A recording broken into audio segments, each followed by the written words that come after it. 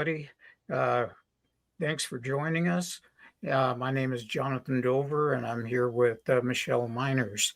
And we're going to be talking today about sacred places and how they kind of bridge the gap. There are many sacred places all over the world, and we're going to get into that in just a few minutes here. Hey, Michelle, John. what's new with you? Well, it's been an interesting week. I had the opportunity to go do some camping up in the Uinta Basin. We had some really interesting things happen while we were there. But I, again, I think I told you, John, that I had gone up there as a vacation and not an investigation. And anytime I'm up in that basin, things are always manifesting. So that was what happened this last weekend. That's what's Ye- happening. Yeah, wanting you to do some overtime work, huh? Yeah, yeah, and I just went with it. It was quite fun. It was quite fun. It was actually peaceful, to be honest. A reprieve. I needed the rest. Well, that's good. I'm glad you got a little bit of rest. Um, for me, I just got back from the Snippy conference up in Alamosa, Colorado, Hmm. and I went up there with Stan. And Stan is traveling right now. He should be in Oklahoma, and he's visiting family. He's got his sister and his nephew with him, and so he's going to be quite busy. Probably putting on some pounds. If those of you from the Midwest know how Oklahoma is, everywhere you go, every family wants you that you visit wants you to eat something. And the trick I found out was just to eat a little bit because by the end of the day, everybody's going to feed you, and you're going to be all roly poly by the end of the day. Uh, so I Just wish him luck. in the Indian way, right? Don't leave us Yep, it's don't leave us hungry.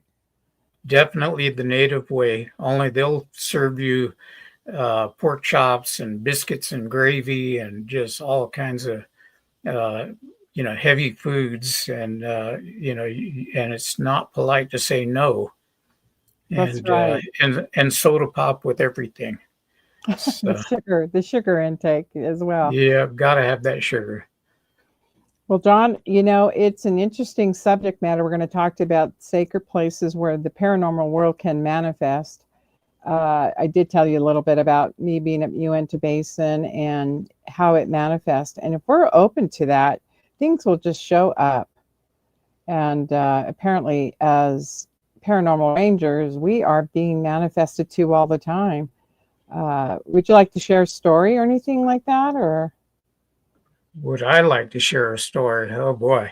um, yeah, there are many sacred places. We really don't know if ley lines have something to do with it, but there are, it would appear, nodes of energy. Mhm. Sedona is a good example of an area that has a lot of paranormal things that happen, and along with Stonehenge and the pyramids, and just all over, everywhere around the world, different places, Machu Picchu. Um, And in the case of Sedona, there's UFOs that are allegedly seen.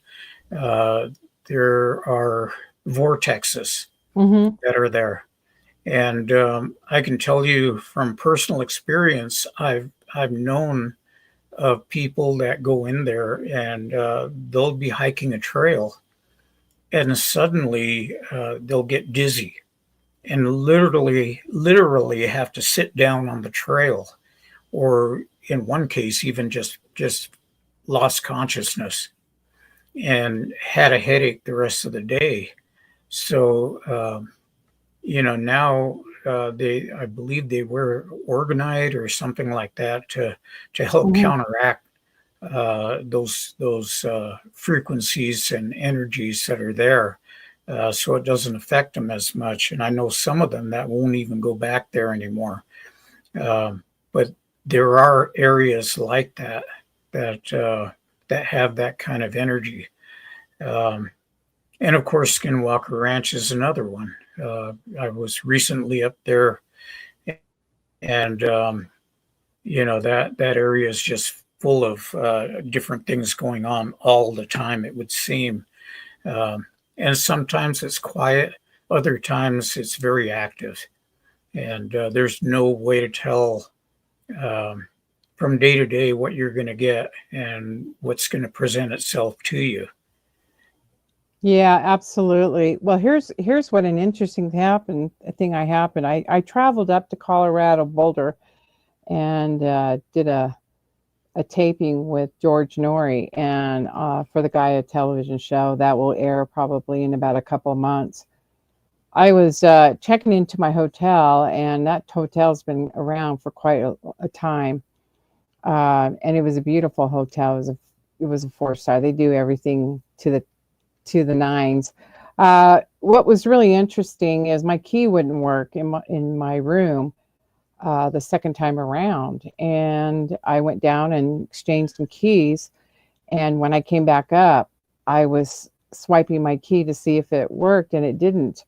And all of a sudden, somebody was standing next to me and says, "Oh, do you want to get in here? I can let you in." And I was like looking at him, going, "How did you get here so quickly?" And I looked at his name tag. There was no name on his name tag. He was dressed like he was security. He had a fob on him. And he says, "But I need to know your name, and I need to see if are you with somebody in the room?" And I looked at him and I said, "They already have all my credentials. Otherwise I wouldn't be able to get my key." And he acted a little bit stumped about what I just said, because I did not reveal my name. And he went to attempt to knock on the door. I said, like I said, "I'm here taping a show." I had mentioned that to him in the process. He then said, "Well, I guess you're going to have to go get another set of keys." And in this mind, I had formulated that my battery in the key door was out, or something happened. But it was really interesting, because he turned, and I kind of looked out at the side of my right side to see if he was going to walk down the hall. He had disappeared. Okay. And I was left with this really interesting feeling, like you talked about the vortex, the swirling. The disorientation. Yeah, I felt that right after, and I thought, okay, I'm going to do a little bit of investigation. So I went downstairs. The head housekeeping was there, and so they gave me another set of keys, and then they sent a couple of guys to come up and change the battery, which they did. And I shared that story. I go, who's on your security? He goes, "The security doesn't come in till tonight." And I said, "Who's the head of housekeeping?" And he goes, "Well, we have an Asian guy who's currently up here." And I said, "Yeah, I met him, because I had have help with my refrigerator. There was a locked refrigerator." And then he says, I go, "Do you have a young guy who is on housekeeping or on security?" He goes, "Like I said, we don't have anybody on security. You may want to talk to the front desk." So I let it lie for about a day.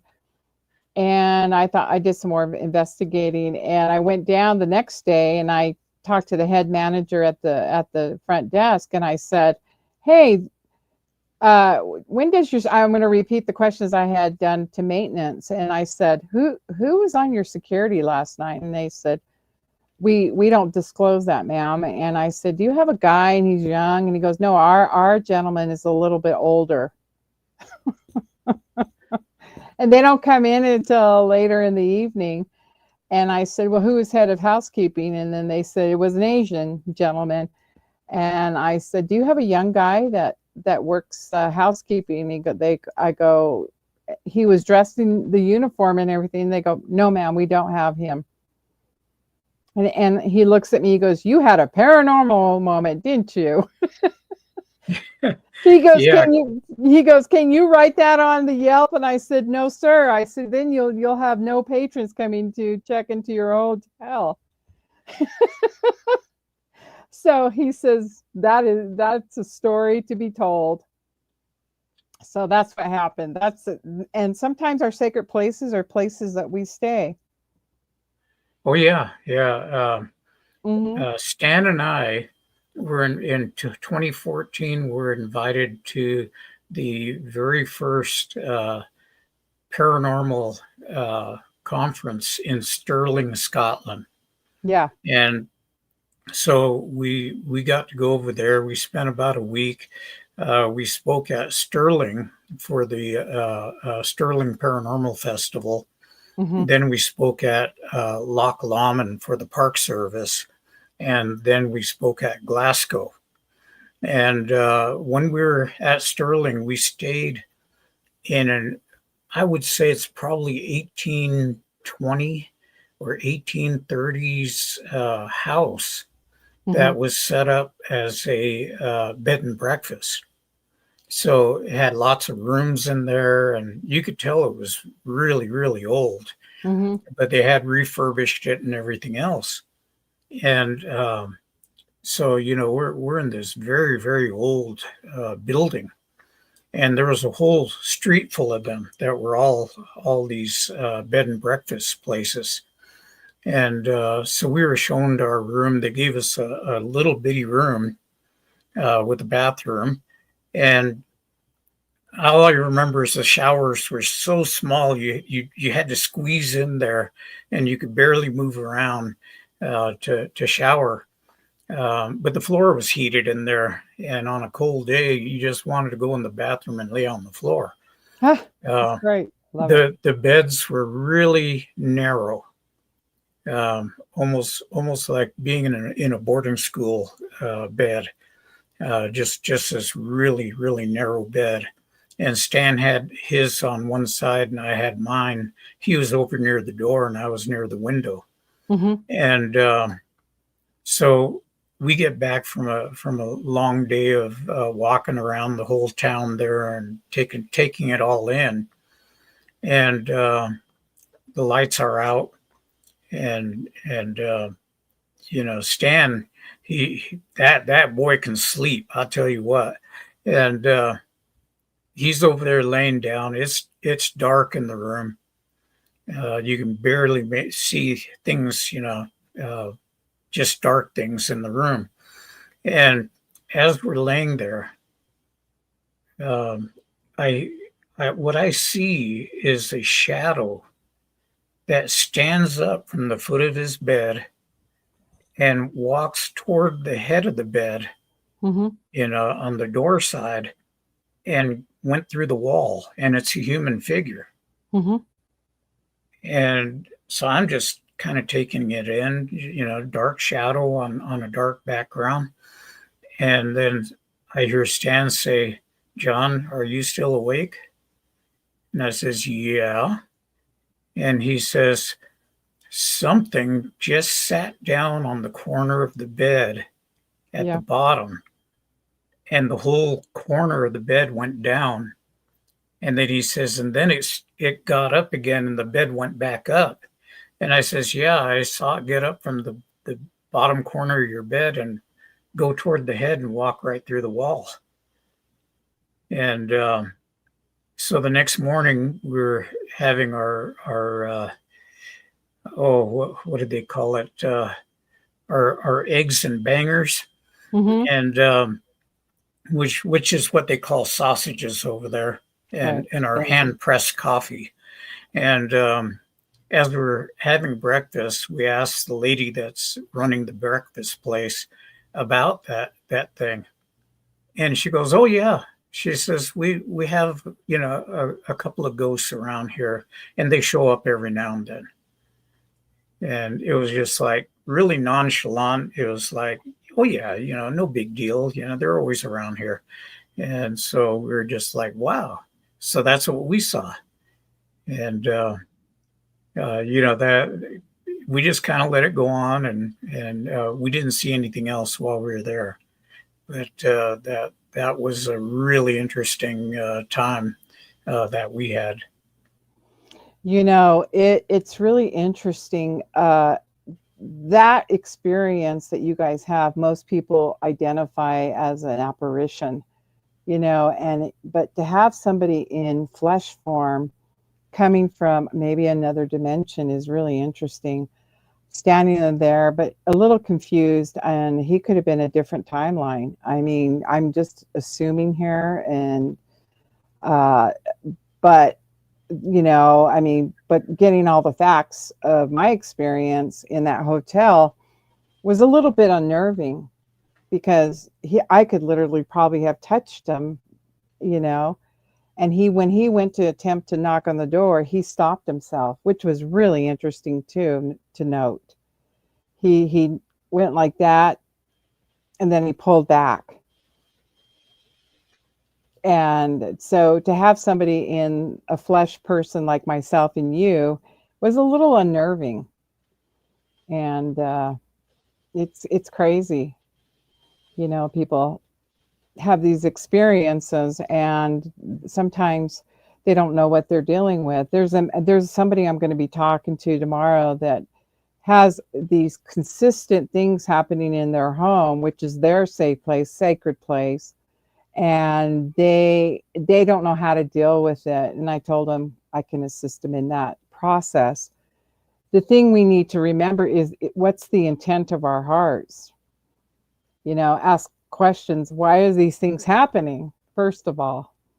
And we all have experiences that, paranormal. We may have met people on the street that may have assisted us in our life. Sometimes I think there are serendipitous moments that we need those assistants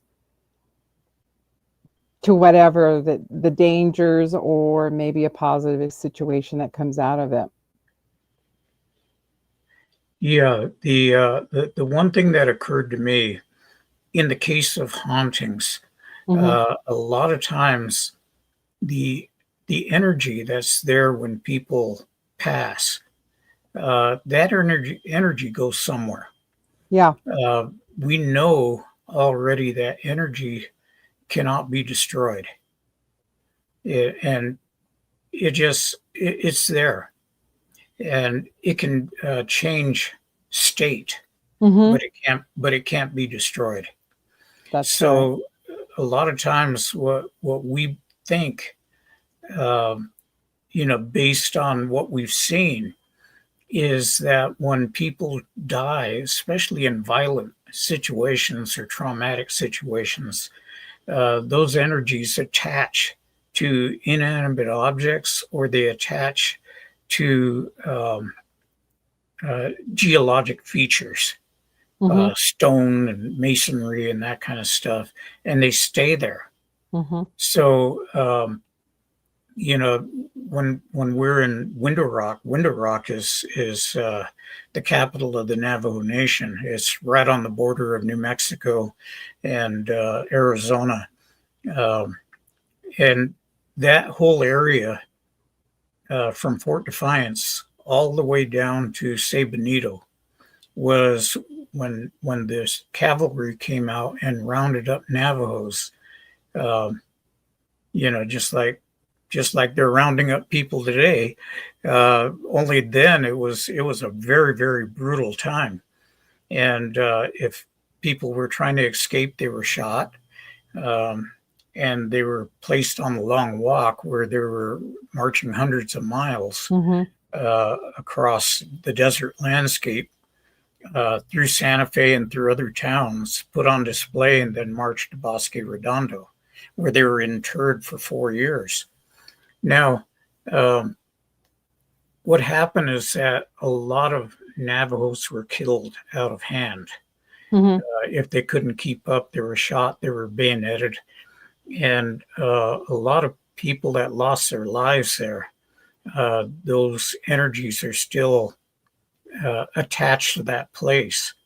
We've had incidences of tall 6'3", 6'4" people that look like soldiers, having beards and dressed in uniforms, showing up as specters or ghosts and scaring people.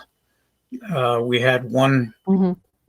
building where the housekeeping was cleaning up after hours, and they said a woman in a long white dress was standing on the second uh, floor by the railing and by the stairs. And as they watched her, she put her arms, out at her sides and turned backwards toward the railing and fell through the railing. Hmm. And one of the housekeepers, a woman, she screamed and, ran to find her partner. He came running out, and she explained to her what happened, that a woman had committed suicide and threw herself from the second floor down to the first floor. And they ran over there to look, and there was no body. There was nobody there. Hmm.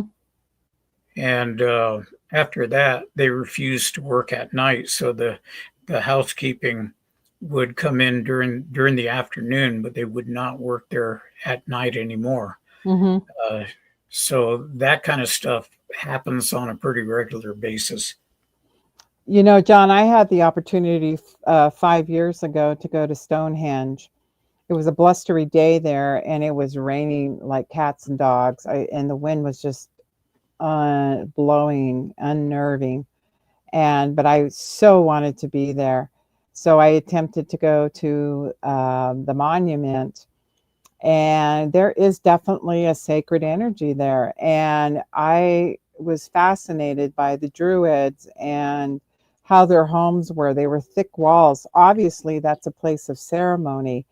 When things occur in a ceremonial aspect, or there's a collective community energy that stays too. And I was really glad to have that opportunity. I like to travel the world. I seem to go to these archaeological sites around the world. Last year or this year, I was in Tikal, the Mayan, Aztec in the monument there, the temples. Same thing, the energy's there. I ran into an archaeologist that was there. They were uncovering one of the temples, and he told me in some knowledge that they were uncovering something very special, but he couldn't give me as to what it was. But in spirit, I felt who it was. It was some type of royalty that they were their body, and he identified with me because I shared with him some spiritual things. So one of the things he says when they go in, he said there is a spiritual thing that they do before they attempt to unravel the archaeological aspect. And very intelligent man. And he said it's important to the culture, and they still practice those safety measures and ceremonies uh, out of respect for the dead and the paranormal.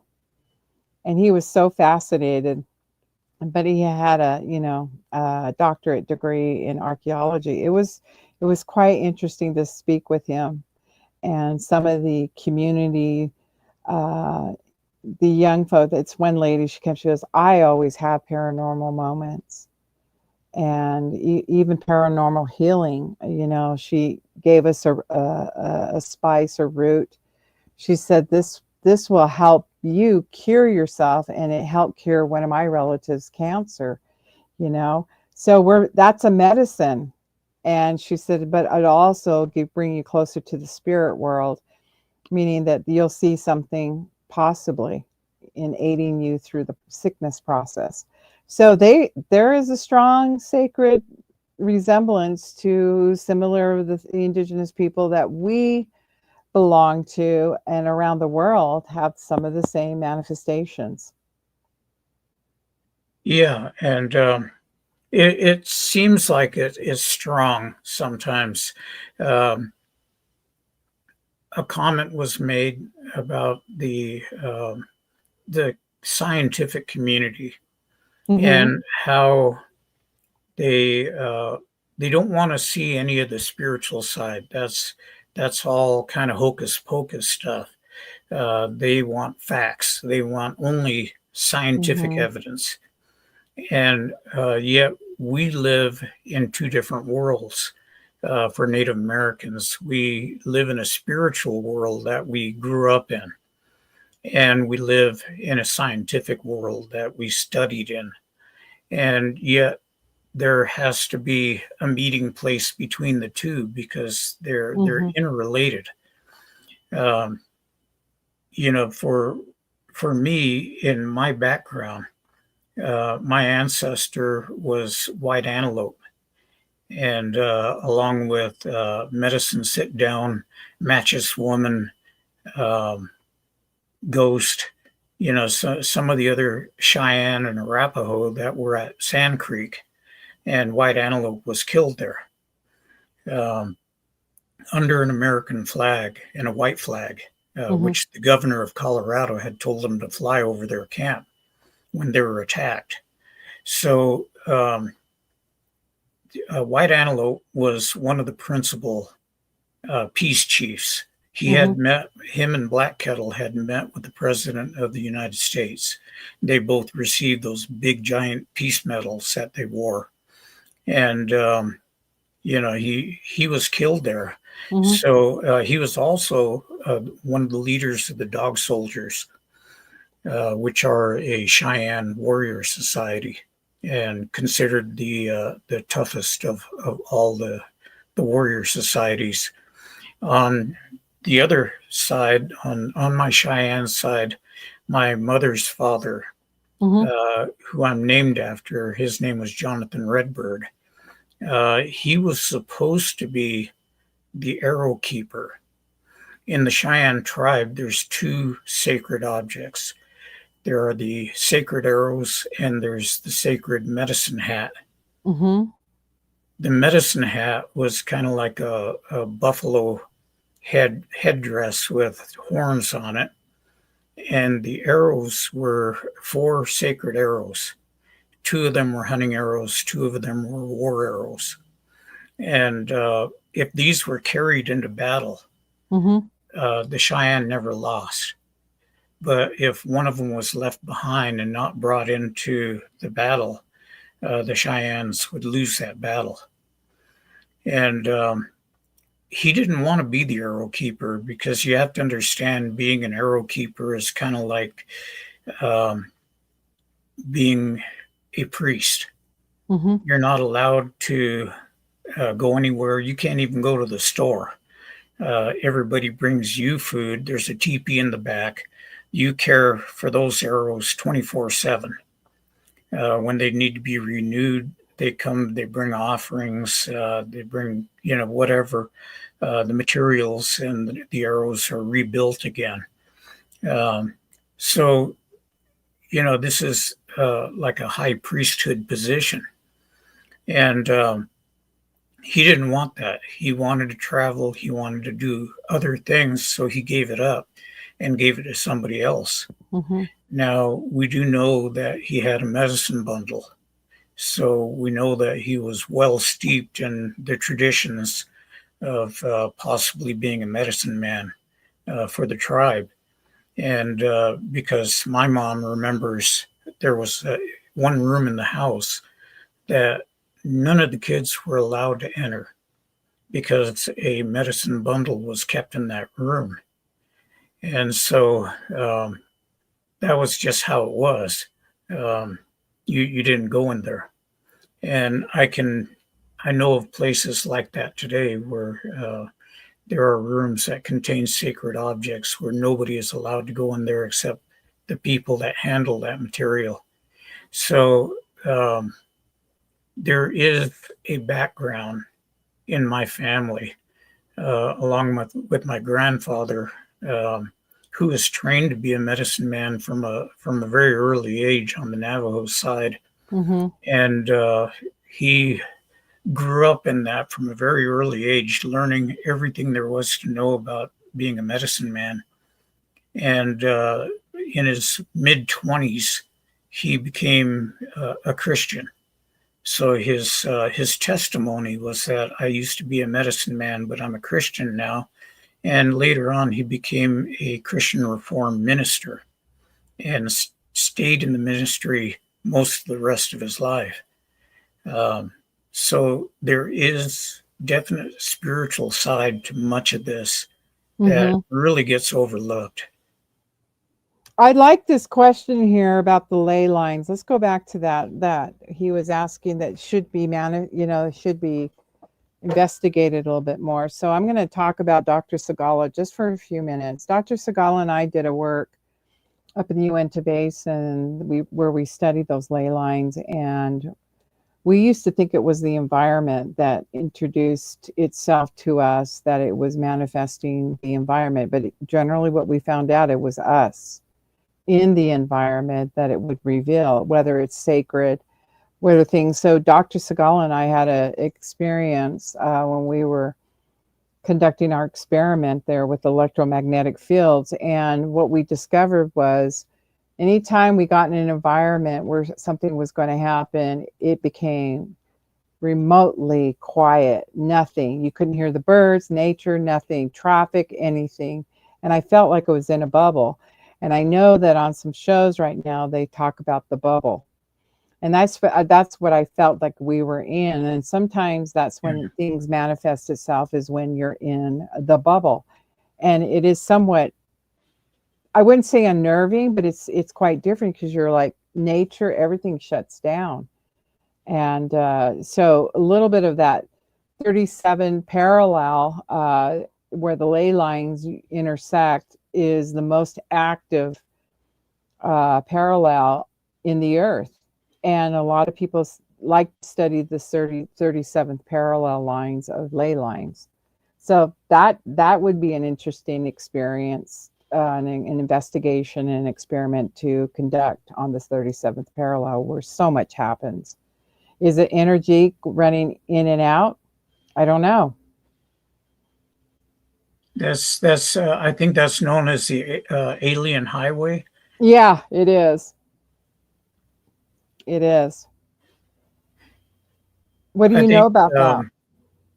Well, the alien highway, from basically from coast to coast, has a huge number of paranormal things that happen along it, including UFOs and hauntings, just everything. And they've actually tracked it and identified things around it. And when you look at the pictures, you just see these massive dots that show up all along that corridor. And even as far as back east. And one of the things I did want to mention is sometimes we want to be careful about manifesting things. We get out there, and I always, coming back from a conference, I ran into some people that would literally give their arm if they could have some kind of a paranormal experience.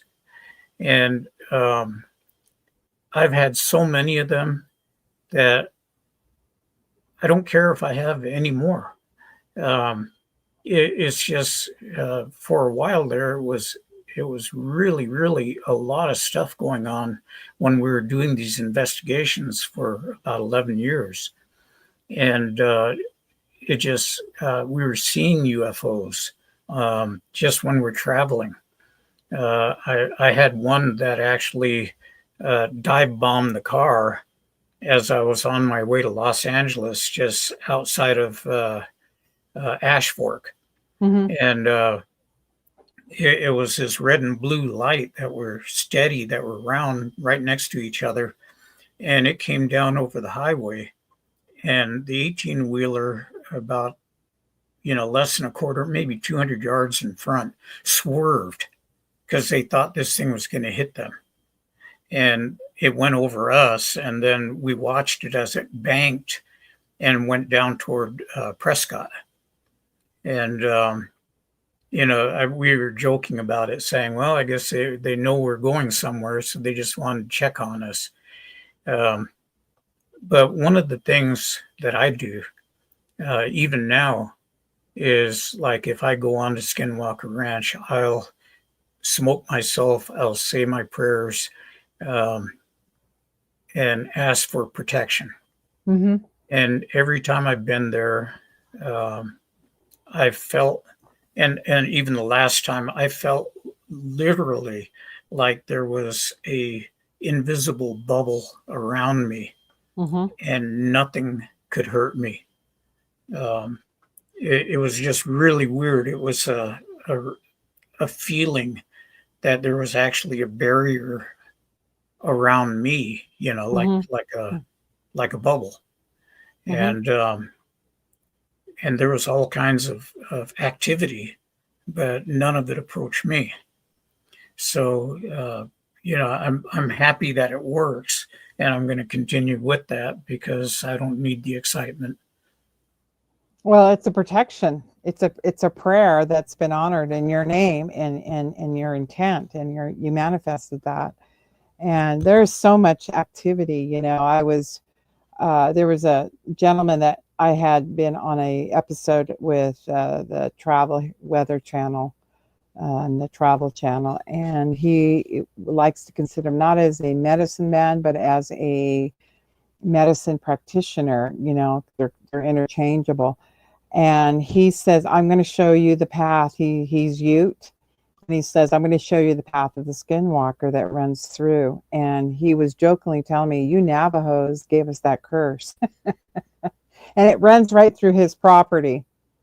And so, I said, okay. And we had dinner, a partner of mine and I went to dinner, and it was lovely. We had elk steak. And so he says, come out with me. And he goes, this path runs through my property. So he took us, and he had an accessible road that he could go down on the backside of his property, and leading out to the highway. And all of a sudden I see this figure in the middle of the road, and I noticed that my balance was off, and I started to tilt like I was going to fall over. And he recognized that, and he grabbed me and he says, in the house now. And I had an encounter with our good friend SW. And he immediately did his cleansing and saging, and had me take some medicine from his tribe. And I was swirling again. There, that shows up again, the swirling. And I felt very unbalanced. So he was saying that basically, did he said, I probably called that one in because I told you to come to my property. And, he had good humor about it. But I remember feeling kind of sick afterwards. And just so everybody knows out there, um, yeah, there are shapeshifters up around Skinwalker Ranch. Mm-hmm. And in my personal estimation of what I've seen in that area and what I've seen worldwide, there are shapeshifters all over the world. They're in Australia, they're in Africa, New Zealand, uh, the Orient. They're everywhere, and even Europe, and so many tribes have versions of a shapeshifter. Now, my personal uh, historical inquiries have found that the Utes provided scouts for the military during the Kit Carson campaign to round up the Navajos. And so at that point, they had been traditional enemies for a long, long time. And Mm-hmm. so the romantic story is that when the Navajos were released after signing the treaty at Bosque Redondo and allowed to go back to their lands, the the Navajos supposedly got together and caused skinwalkers to appear on Ute land, and so it sounds very romantic, a revenge type story. But what I found out is that there are sacred sites located around Skinwalker Ranch. And these sites are set up almost like in the perimeter of that depression. And they were set up 700 to 900 years ago by the Fremont Mm-hmm. and continually utilized even by the Utes. So there was something that they were having ceremonies to keep some sort of being or evils away from their tribal lands. And they recognized that area as something that was causing a lot of this unease in the area. So and then I also found out that when the Navajos came back, and I've said this before, there was a separate faction of Navajos that wanted to war with the United States. Kind of like last time we weren't prepared. This time we're going to get ready and we're going to war with you. And Manuelito and some of the other chiefs at the time that were there, like Ganado Mucho, didn't want that to happen. And so they said that over 9 years, they rounded up what they called skinwalkers and executed them from 1868, for 9 years after that. So what we really are starting to think now is that was a political faction that wanted to war with the United States, and they wanted to put that faction down. So what better way than to say Navajo witch and kill them outright and use that as justification to get rid of that other faction. And they said over 40 were killed during those 9 years. So if you put yourself back in that time, yeah, there was a lot of stuff, a lot of political stuff going on, and a lot of Navajos that didn't hold to what was signed off in the treaty. So historically, we have an answer, and I think that we have other skinwalkers over here from Apache tribes, from other tribes, in Arizona, and that are well known. So we think that these are homegrown artifacts that are inhabiting that area. And I have told everybody as much about that. So, yeah, John, when you come to Skinwalker to shoot an episode, there is a presence, and this last time Art was with you, and there was a presence that was felt, a peace that had come over, not just over the ranch, but over the entire area of the Uinta Basin, and we felt it. There was some confusion the couple of days before when I got there, and the day after, there was some discomfort, and the energy was negative. And when you guys appeared on that episode and came off the ranch, whatever the prayer or the clearing that you did, it was felt. And I even got texts from friends. Why does it feel so peaceful today? And it was felt. And so it's like we create that feeling and manifestation, because we're talking here about how these sacred places are where we manifest, whether it's our medicine, whether it's who we are, because that's one of the things Dr. Sagala and I discovered is we can actually manifest having something visit with us. And it's the person. And there are many sacred places up in the Uinta Basin. That was one of the wonderful things that I and some personal friends, they shared some very, very powerful stories about the sacredness of the area. And so it can still continues in our modern day. And we have to remember that each of us has a power within us to manifest, whether negative or positive.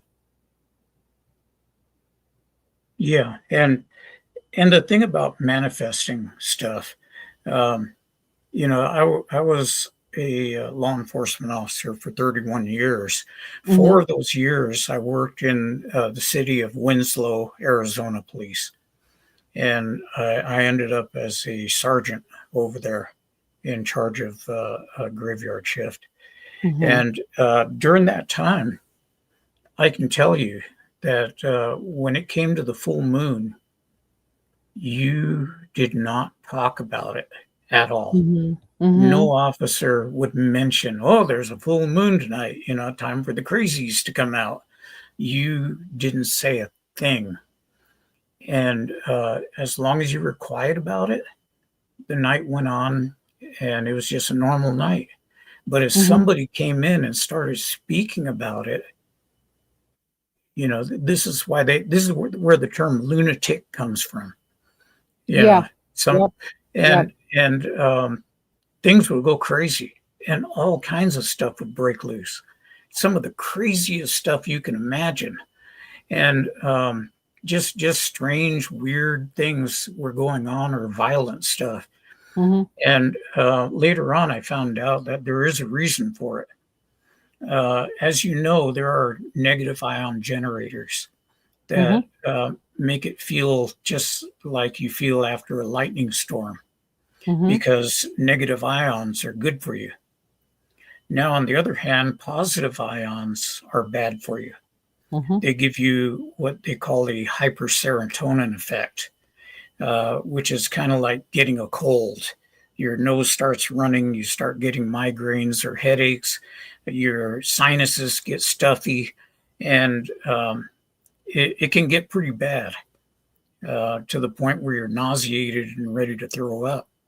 And when I worked for a medical manufacturing company, we had ion fans that would push both negative and positive ions, alternating, so that whatever you're working with didn't develop any static electricity.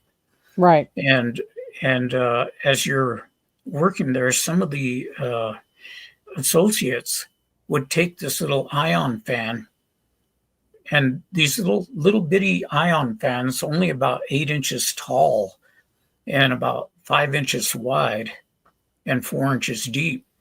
Uh, they were blowing constantly, and they would use them as personal fans and direct them toward their face. And I would hear of people saying, I've got a headache. I need to leave the room. I don't feel Mm-hmm. well. Or I'm getting sick. I can feel it. I'm getting sick. My throat's sore. And I got all these symptoms. And it was the positive ions. And if you ever look it up online, just look up the negative effects of positive ions. And you'll find all kinds of papers done by different colleges on this subject and what the effects are. And I would tell people, don't put that fan in your face, and that won't happen to you. Um, but John, you speak about the lunatic. So the eclipse is something similar. Navajos do not come out of their homes during eclipse. right, And let me share a story. I was here at the house and I was working in the yard, and my family was getting excited, and of course somebody was handing out glasses. And sometimes in my mind I think you forget some of the traditions. And I was out in my front yard, and we had just landscaped it with some trees, and all of a sudden I'm seeing this shadow coming over the trees. And my husband goes, you better put on your glasses. So I did, and I went through to the experience. But what I experienced, being as sensitive as I am, I started to feel like I had the same effect that I had out there at Skinwalker Ranch. I was feeling electromagnetic swirling, and I'm like, oh my goodness, I fell off balance. And now I understand why we as a culture do not, they understand these effects that could have on the body. So manifestation can come from nature itself. right. And before a storm, hits, Uh-huh. you'll have an increase in positive ions. During the lunar cycle, when you have a full moon, Mm-hmm. the positive ions are much, much higher. And so now we have cause and effect.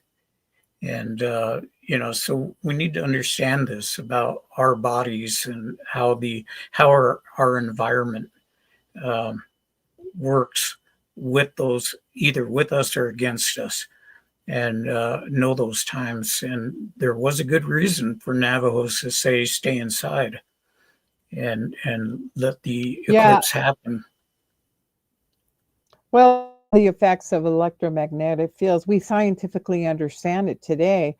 Back in those times of our ancestors, they just knew that it would make them sick. It had a power to it. It had some kind of ill effect towards their experience. And so they took it as a sacred, which it is. It's a sacred moment. And so we stay in our sacred places at all times. John, it's we have just a few more minutes. I'd like to say and close this session and the Oh, episode. oh man. Time flew by. It just was it did, and it did, and we have so many more stories that has to do with our world of manifestation and the sacred places that we've been. And And one of them has everybody been out your there, land out there. Hmm. oh yeah, yeah. Everybody remember that there is a spiritual side to much of this. And we need to get in touch with that spiritual side in every one of us, because it can guide you to a good path and really help you along. And you may tap into abilities that you never knew you had. And it's really powerful when you follow spirit because it can guide you in and protect you at the same time. And maybe next time we can talk about the unseen, unforeseen world. The story I'm going to leave you with, at just kind of as a teaser, is I had something invisible walk across my legs at one time at a hotel in the Uinta Basin, and Uh, that's my teaser. So for the next time. yeah, the um, it's like I said, and remember, if you're smudging, the key element in any prayer work that you're doing is to have intent. That what you're praying about, what you're asking for, will manifest. Um, Without the intent, is you're just going through the motions. So be aware of that in your prayer. Absolutely. And our prayers to Stan as he's out there enjoying his family and he's in his traditional culture too with his family in Oklahoma. And I love the fact that he is able to get out there and enjoy the food and everything else he's going to have fun with. So intent, intent, intent. Well, thank you everybody for joining us today, and we're looking forward to seeing you again soon. Bye-bye.